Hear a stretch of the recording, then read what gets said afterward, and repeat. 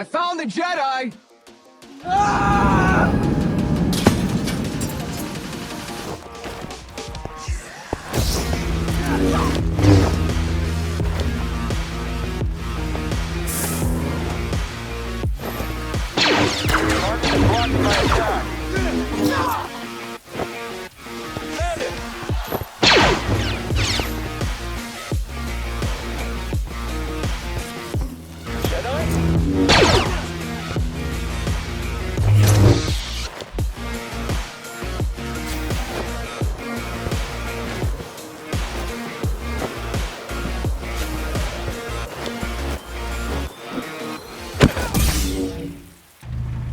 I chose to rest instead.